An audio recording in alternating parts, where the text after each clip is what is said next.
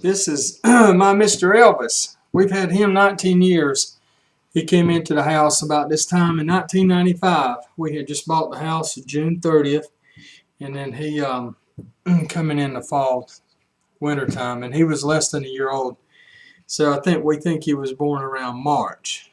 So he's about 19 and a half years old, and he has the sideburn marking. And I'm an Elvis fan, as you can see in the back. And saw him when I was a little boy, and I've always been a big fan. So we have an Elvis-themed pet collection. As Roy Orbison used to say about Elvis, the singer, this Elvis was the firstest with the mostest. He was he's our first keeper cat, and he led the 5 other cats.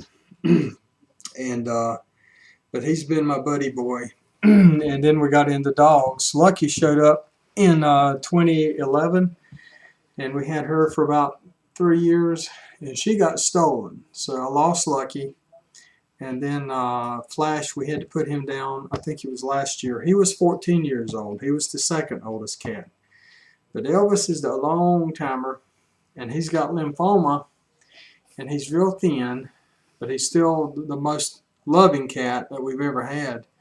And I mean, there's lots of cool things about this cat. For many years when I slept on the right, and I'd pat the pillow, and that's where he slept. He'd come up and put his head up and sleep right there with me, next to me, every night. That's where he liked to sleep, with his pappy. And so, he's also the most active cat, even now, at 19 years old, lymphoma, 4 pounds something. He's the most active of our 5 cats that we have left. And he likes to run around, and he gets to call it a while and make some crazy sound. And he's not shy. I like to tell people you could run a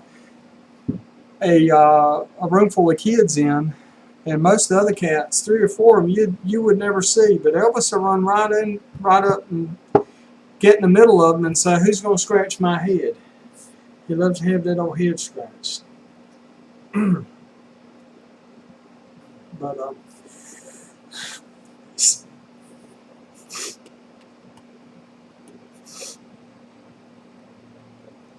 going to stop it.